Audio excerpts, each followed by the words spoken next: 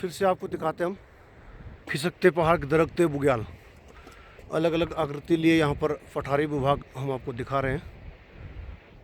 यह मरतोली गधेरे का नज़ारा है, जो अलग अलग आकृति लिए हुए नंदा चोटी से दिखते हैं। और यहाँ पे नंदा देवी और अन्य हिमालय से आने वाली नदी का गोरी गंगा से संगम होता है। ये देखिए नदी अपने गतिमान स्थिति में है, अविरल निश्चल कलकल चलते हुए गोरी गंगा। ये गोरी गंगा पावन गंगा जो अंततः लगभग 15-20 नदियों का अलग अलग पोटिंग, ग्लेशियर, सिन्नरगार, गोरीपार से आने वाले कई नदियों का, हसलिंग, रालम घाटी से आने वाली नदियों का मिलान करते हुए आखिर में हमारी पवित्र पावन स्थल जोलजीबी में मिलकर काली गंगा में समाहित हो जाती है और आगे जाकर शारदा में समाहित हो जाती है। फिर इलाहाबाद से आगे जाकर, इलाहाबाद से पहले ये गंगा में तब्दील हो जाती है।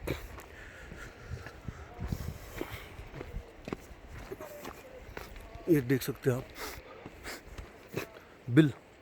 बिल्ल धूप और अन्य वनस्पति, फिजी घास यहाँ पर काफ़ी उगे हैं। ये देख सकते हैं आप।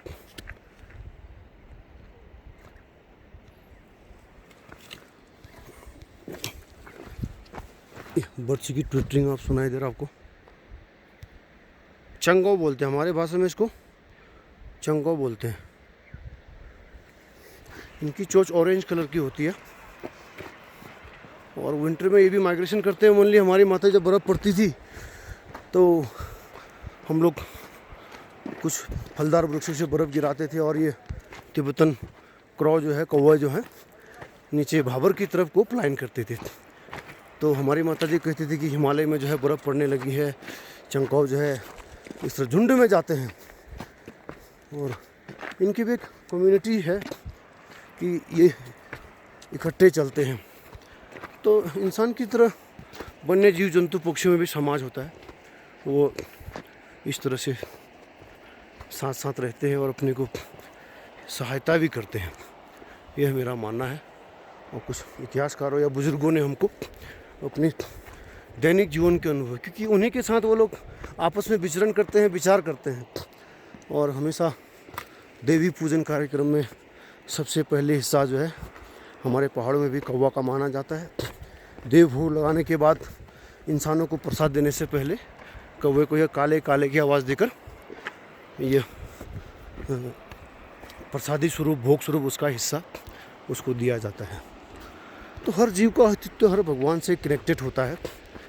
तो हिमालय की इन वीरान स्थलों में आप लोग आइए कभी, और हिमालय रक्षा के लिए जो लोग हिमालय पे कार्य कर रहे हैं, शोध कर रहे हैं, उनको सहयोग कीजिए। आपका एक सहयोग हिमालय विलुप्त होने वाले वनस्पति जीव जंतुओं को बचा सकते हैं। आज मुझे राजूदा ने बताया कि जो है हमारे यहाँ के थियो फिलिप साहब जो लगभग 15-20 साल से या उससे भी ज़्यादा साल से इन हिमालय इन्वायरमेंट पे काम कर रहे हैं। उन्हीं के संगठन के माध्यम से हमारे मनसारी में विलुप्त हो चुके याक को और अभी अच्छा विकसित किया गया है। और रालम घाटी में आप कभी जाएंगे तो वहाँ पर आपको लगभग 25-30 के आसपास गिनती में याक आपको दिखेंगे। तो इस तरह से वो भी एक जैविक परिस्थिति के भाग हैं। वो उच्च हिमालय के जहाज कहलाए जाते थे, भगवान बद्री के सहायक कहलाए जाते हैं। और जब भी आप धार्मिक कांड देखते हैं, पूजा पाठ देखते हैं, तो चौर पूछ से ही शुद्धिकरण माना जाता है। और कभी आपने देखे अभी भी रामायण महाभारत कभी कभी होता है तो हमारे राजा महाराजा के आगे जो है एक सफ़ेद पूँछ से उनको एक हवा लगाना समझिए, या फिर उनको किसी गलत नज़र से बचाने के लिए वो किया जाता है। न कि उनको गर्मी हो रही है किसी और कारण से हवा लगाई जाती है। और गुरुद्वारे में आप देख सकते हैं जब भी वो अरदास पढ़ते हैं, कुछ करते हैं, तो वो जो एक अदृश्य शक्ति को वो पूजते हैं, तो वो भी लहराते रहते हैं। हरिद्वार में पंजाबियों का झंडा मिला होता है, सर्वोच्च में झंडे को प्रमुखता दिया गया है। तो इस चीज़ की अहमियत है। तो उस अहमियत को हमको बचाना है, समझना है। आभासी दुनिया के साथ साथ कुछ हिमालय प्रेमी हम बन जाते हैं। एक बार आप धरातल पर आइए, हिमालय को जानिए, गोरी गंगियार और मरतोली गार का संगम पुल यहाँ पे बना हुआ है।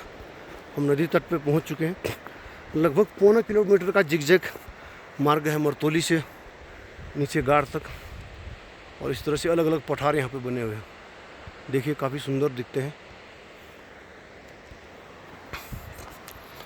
फिर से बने रहिए मुंशारी हाउस ट्राइबल ट्रैवलर इन हिमालय 9557777264 व्हाट्सएप और फेसबुक पेज मुंशारी हाउस के साथ बने रहिए। हिमालय में पर्यावरण को जगाने के लिए, ग्लोबल वार्मिंग से कुछ बचाने के लिए अपना जो भी अंशदान होता है, सहयोग होता है या आपका सलाह मार्गदर्शन मिलता है, क्योंकि हम भी नवयुवा हैं, हमने भी ज़्यादा हिमालय को नहीं जाना है। अगर आपको हिमालय से संबंधित कोई जानकारी तो आप व्हाट्सएप या संदेश के माध्यम से हमसे दे सकते हैं। धन्यवाद।